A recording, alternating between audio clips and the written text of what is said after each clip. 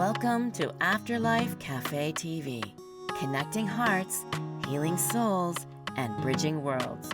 I'm your host, Helen Peacock, and this is your sacred grounds, a warm, welcoming space where you're invited to take a seat, exhale, and just be.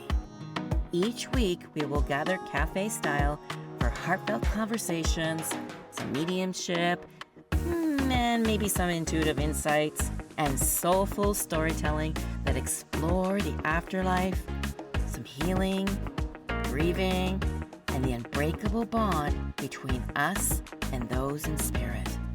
Here, laughter and tears are both welcome.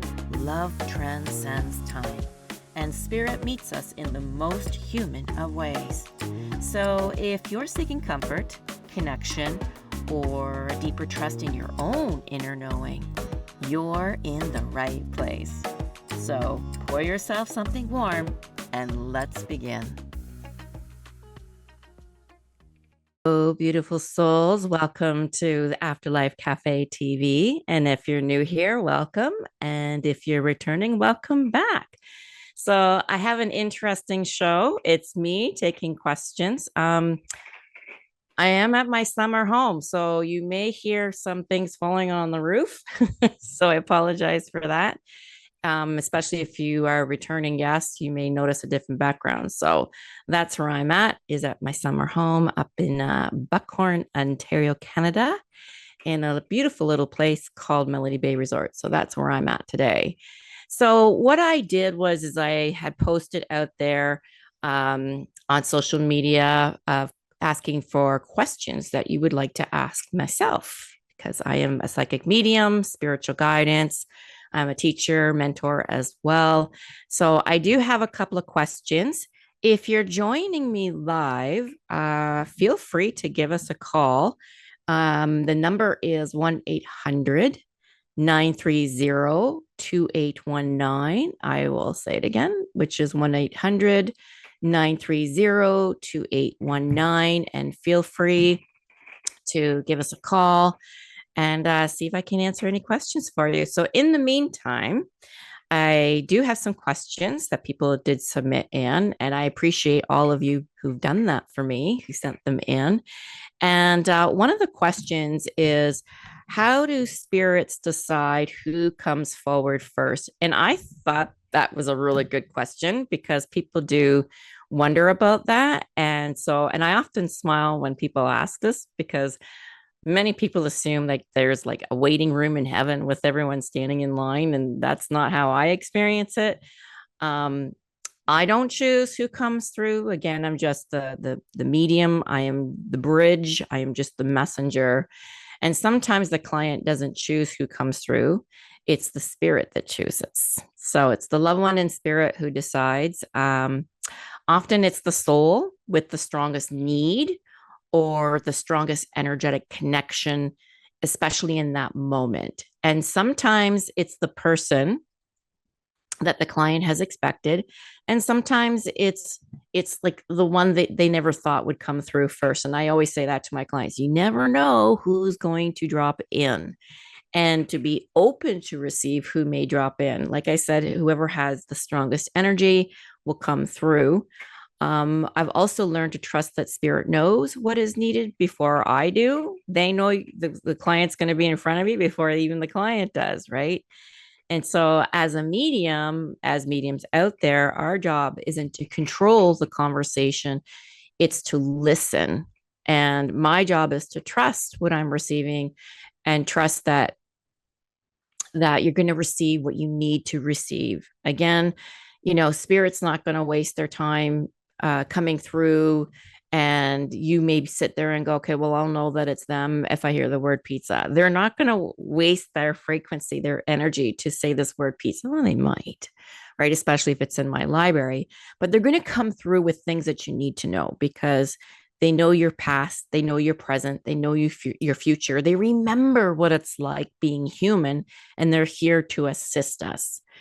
So again, it's who needs to come forward first. And sometimes it could be like a grandmother that may come through first, who's the easiest communicator.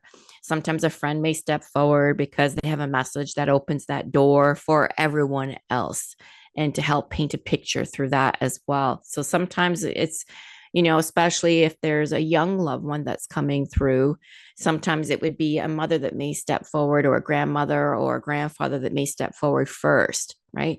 So again, a really good question, and I'll repeat the question is how do spirits decide who comes forward first? So I want to thank my viewer for that question, because hopefully that will answer some questions that you may have as well. Okay. So hopefully that made sense. Okay, just let me find my notes here. Okay. So question number 2 is, how soon do souls reincarnate? Now, that's another good question. I personally, I don't believe that there is one rule that applies to every soul. Some souls may choose to return quickly, and some souls may stay, right? They may spend what we might call a longer period in spirit, because there's things to learn, and so they may want to stay there. They may decide to come back.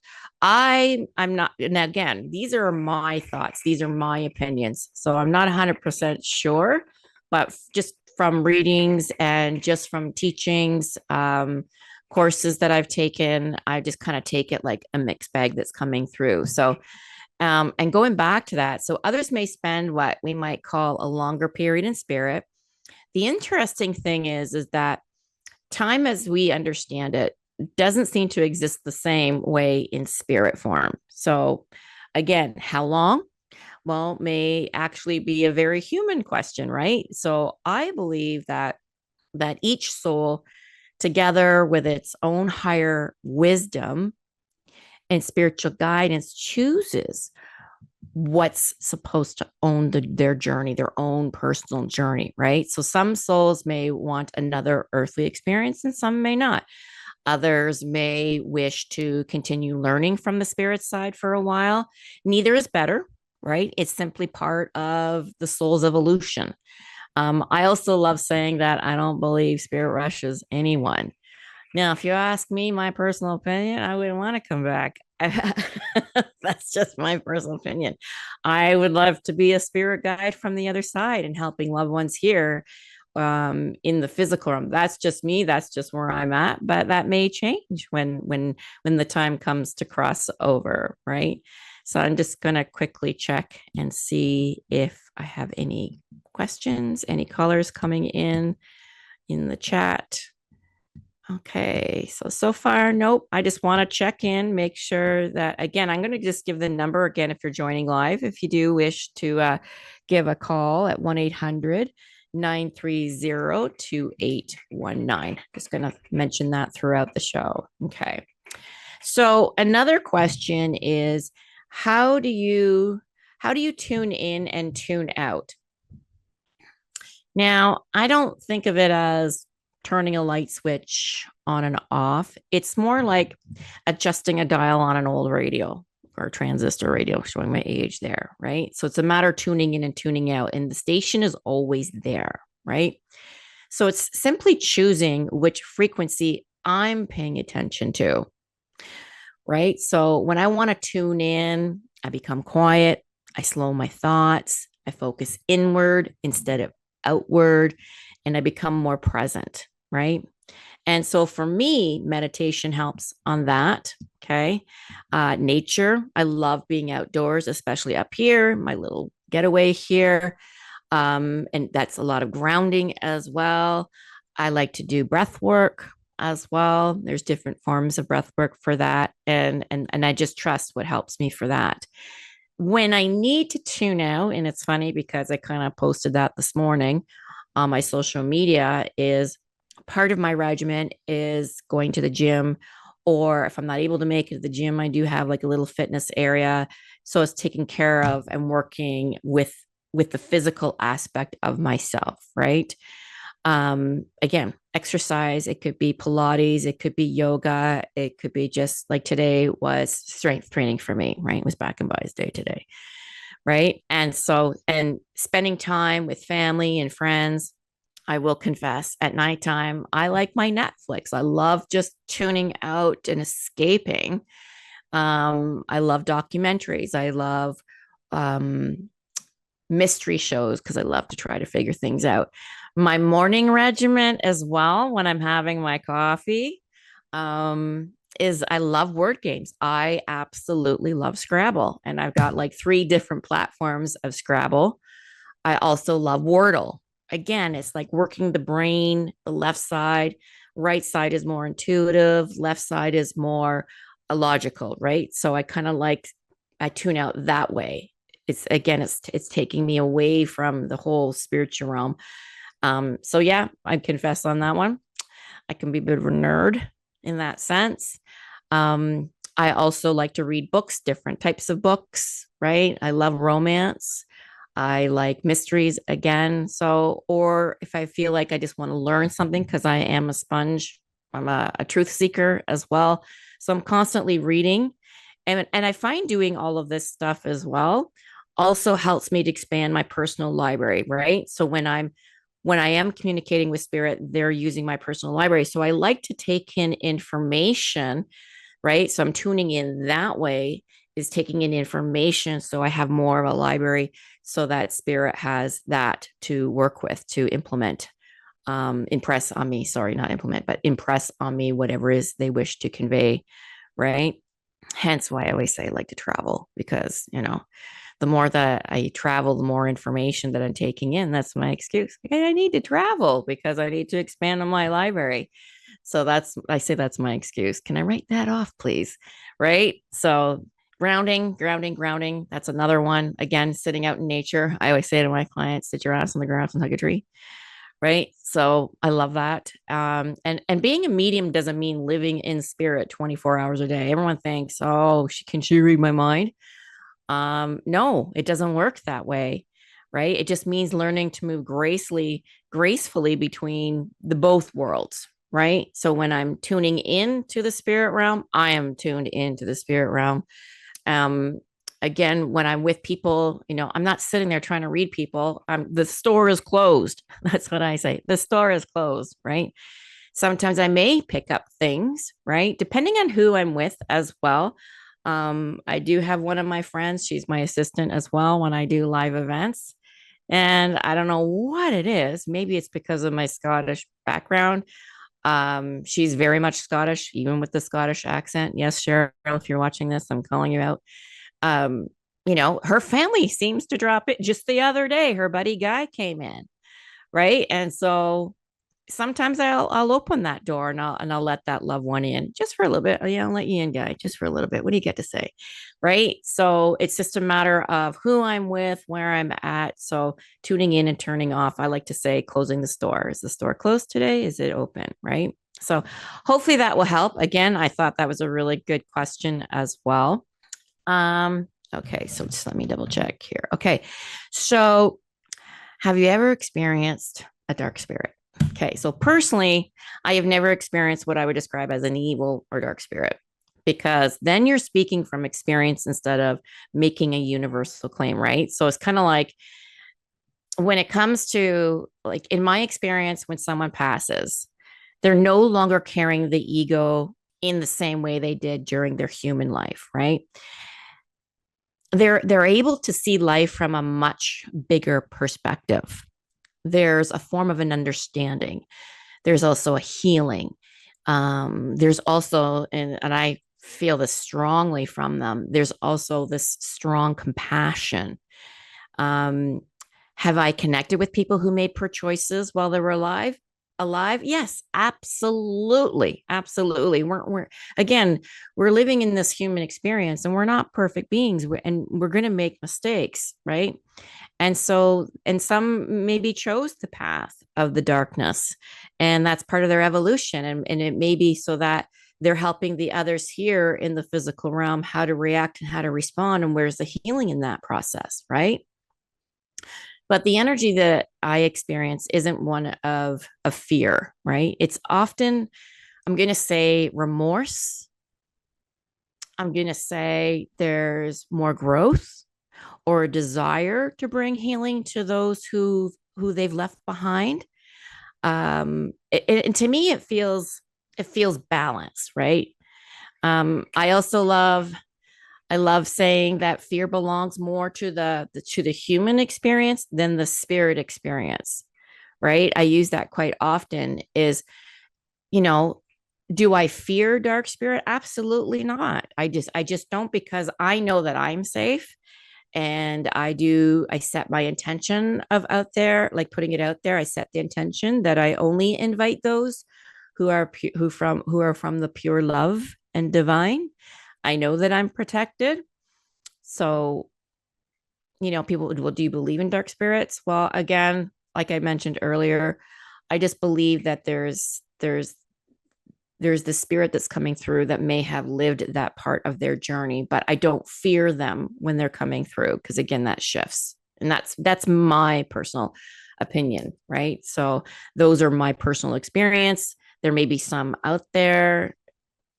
Maybe there's some, there's I work with the light, right? And so I don't do witchcraft. I don't do anything like that. And I am of the light. Maybe there's those that are out there, and maybe this is why the question has come forward, is that there are psychics that may practice witchcraft, and there's white and there's dark witches. And so it depends on what I'm putting out there.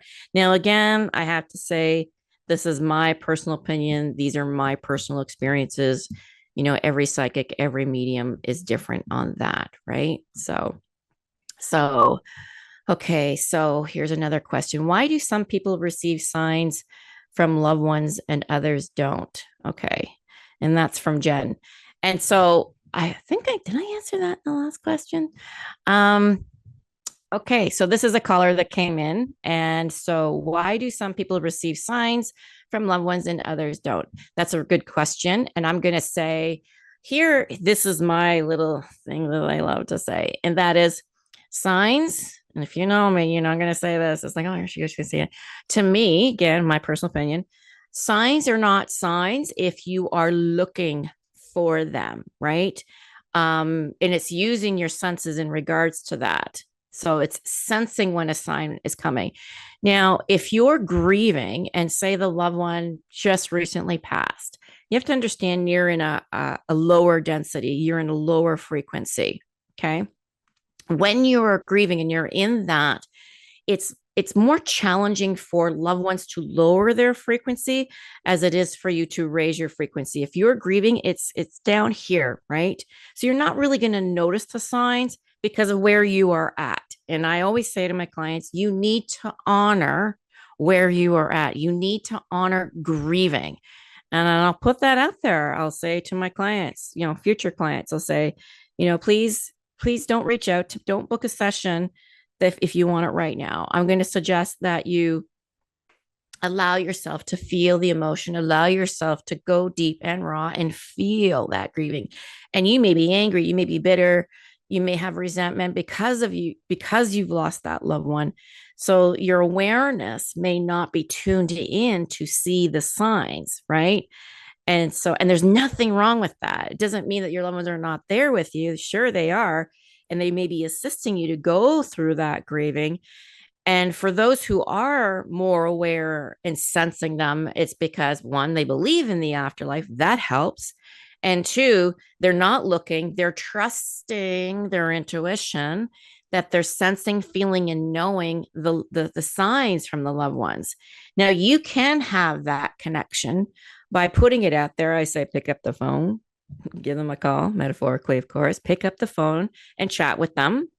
And you could even create what sign that you're looking for. Yes, the feathers, the cardinals, the dimes, the butterflies, those are the, universal signs. But why not pick something that's personal between you and your loved one that may not be as noticeable showing up in your experience, right? I don't know, maybe like, a sunflower, right?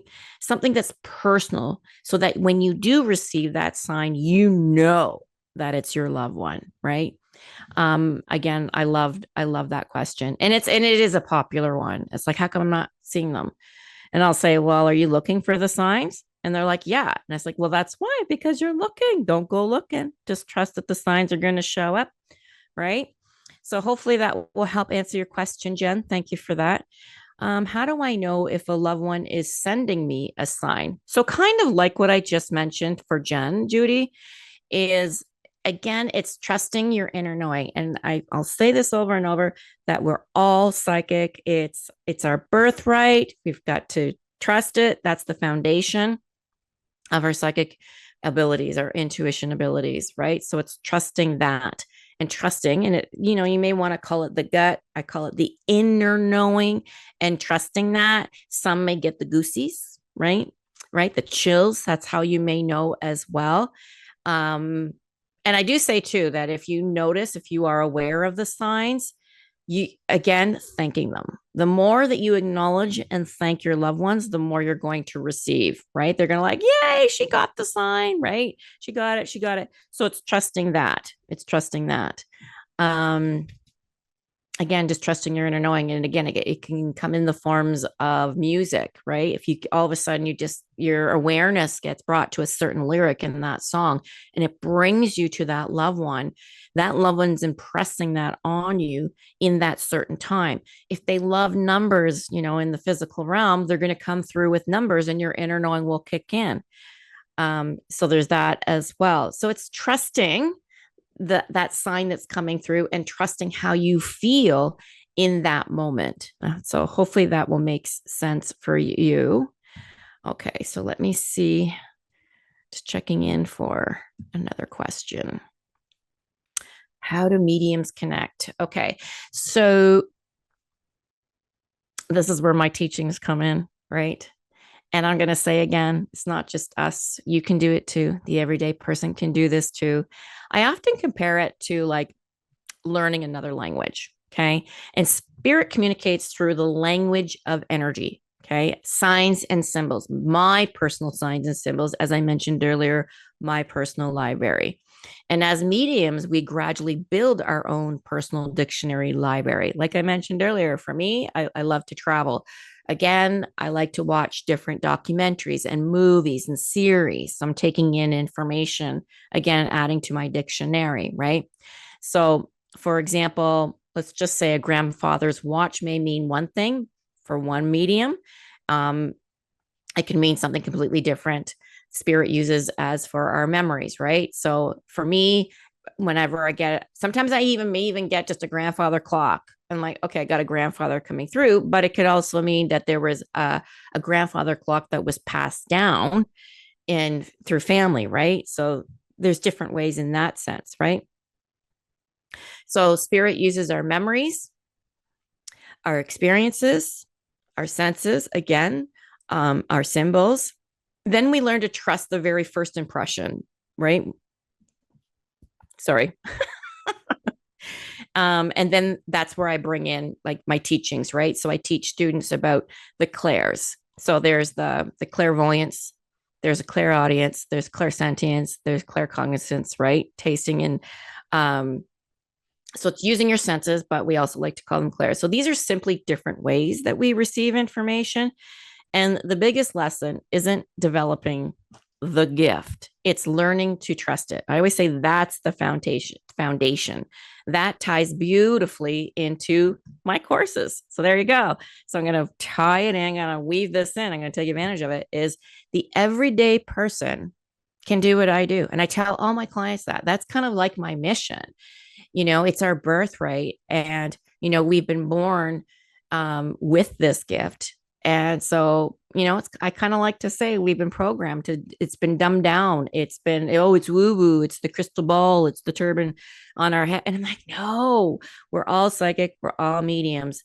And so I have put together an online course for the everyday person, right? Awakening your psychic intuition. And I will be happy to say that the other half, awakening your psychic medium, may be launching the end of this week. Okay. So this is June 30th.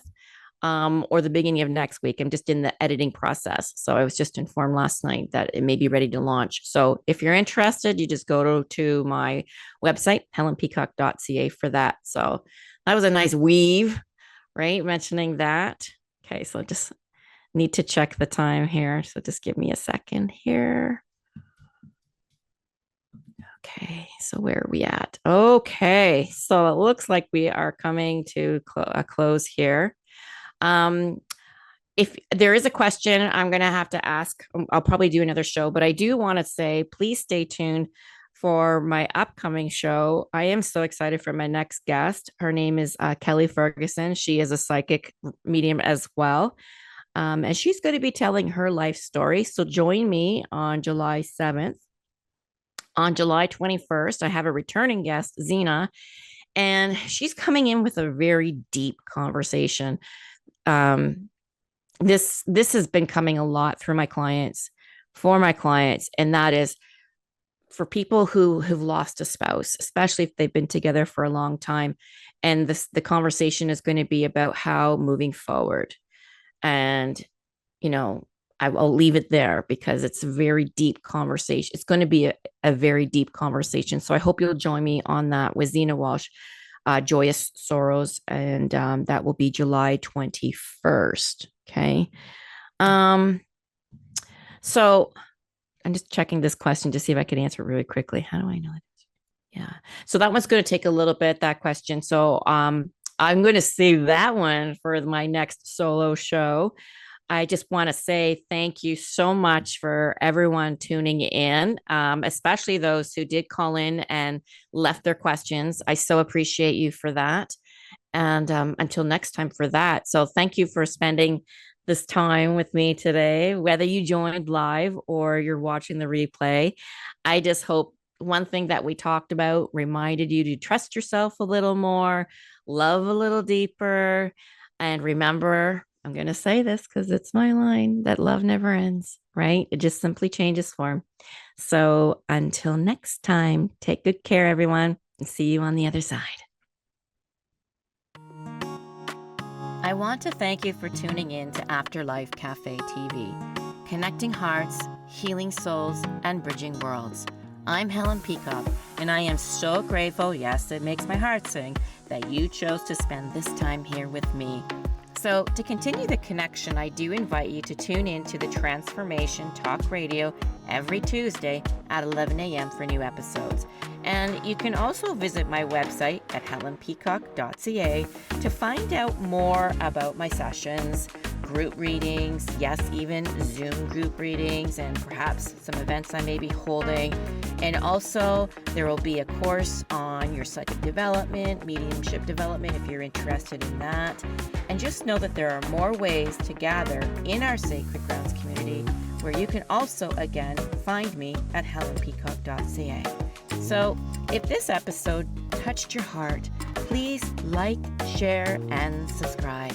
It does help the space reach others who may need it too. So until next time, trust the signs, stay curious, and remember, love never ends. It's just different.